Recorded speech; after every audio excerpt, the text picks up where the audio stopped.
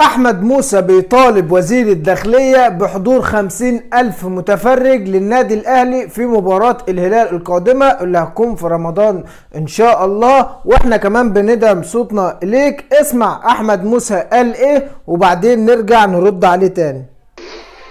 الاهلي بعد تعادل الهلال النهارده مع صن داونز الجنوب افريقي، تعادلوا النهارده 1-1. هدف وحيد يكفي الاهلي للتاهل في دوري ابطال اوروبا. عايز الاهلي جون واحد يفوز الماتش الجاي، لانه الهلال عنده 10، الاهلي عنده 7. الاهلي يفوز الماتش الجاي ان شاء الله، هيكون الجمعه القادمه باذن الله تعالى.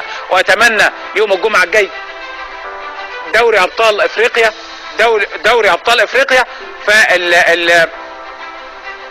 فالاهلي زي ما بقول لحضراتكم هيلعب في اوروبا، ما يلعب الاهلي في اوروبا ويلعب في اي حته. الاهلي يلا ما يلعب يلعب بطوله العالم، ما يلعب بطوله العالم الاهلي. هو ايه المشكله؟ هو ايه الغلط في كده يعني؟ يلعب في اوروبا يلعب في افريقيا، الاهلي يلعب، الاهلي عنده يلعب في اي مكان. ده امبارح عامل ماتش 4 اهداف، كان ممكن الاهلي امبارح يفوز 18 جول. المهم الاهلي عايز جون يوم الجمعه الجاي، واتمنى ماتش الجمعه الجاي يكون حاضر. اتمنى، وانا بقول على الهواء اتمنى، عشان ده ماتش الصعود، ويكون حاضر 40-50 الف في الاستاد، لانه الجمهور روح كرة القدم. اتمنى سيد محمود توفيق وزير الداخلية بمناشد حضرتك، مش عشان اهلاوي، لا، الاهلي النهارده هو موجود، لانه الزمالك للاسف امبارح اتغلب فخرج. وامبارح الزمالك كانوا وحشين جدا بصراحة جدا، يعني امبارح كان الزمالك عنده فرصه ولكن ما لعبوش امبارح. حاجه غلط في فريق نادي الزمالك امبارح.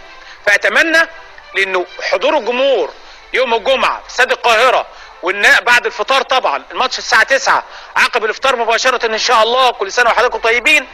40,000 يبقوا موجودين، هيعملوا حاله. الاهلي محتاج يفوز الماتش اللي جاي، لا بديل. طب يا جماعة انا حبيت بس اجيب لكم احمد موسى عشان خاطر تتأكدوا ان الناس دي صوتها بيوصل. الناس دي اللي زي احمد موسى صوته بيوصل، بغض النظر عن هو ليه في الكورة او ملوش في الكورة. هو كده كده ملوش في الكورة، وبيتكلم عن الكورة عشان هي ترند وعشان الكورة كلها يعني الناس كلها بتحبها. فانا بقول لك من هنا الراجل ده صوته بيوصل. احنا صوتنا يمكن يكون ما بيوصلش، بس انا بقول لك المفروض مش عايزين 40 ولا 50، احنا عايزين الاستاد يتفتح بقى، عايزين بقى نتفرج على كوره بقى، عايزين نتمتع بقى ان نشوف الجمهور في الملعب كله. يا جدع تعالى لاي فريق في اوروبا او اي مباراه في اوروبا او اي مباراه دلوقتي في المغرب، ولا يعني مش عايز اقول لك في اوروبا بقى، في المغرب، في الجزائر، في اي حته، في السودان، بتلاقي الجماهير ماليه الاستاد.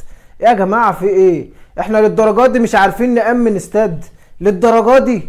يعني احنا بنناشد ان احنا لازم نكون على درايه كامله بقواعد الامن، والناس تكون عارفه ان احنا نعرف نأمن ونعرف نعمل كل حاجه. فاعمل لايك وشير للفيديو ده عشان خاطر يوصل لكل الناس، وعشان خاطر الناس تسمع صوتنا، ويسيبوا بقى الاستاد بساعته كامله. ما بنقولكش افتح من غير فلوس، احنا بنقول لك افتح بساعته كامله او بالساعه كامله. 70 بقى 80,000 يعني عادي، عايزين نتمتع. ما هي الكوره للجمهور مش للشاشات، الكوره للجمهور. عايزين نتفرج كده ونشوف الجمهور كده مال الملعب كده، بتبقى حاجه ممتعه، حاجه تشرح القلب.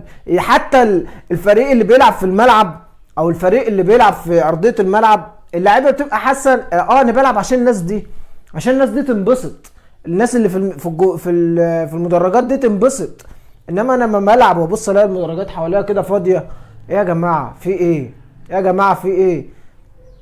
شكرا لكل الناس. اللايك والشير مسؤوليتك انت عشان خاطر الفيديو يوصل لكل الناس.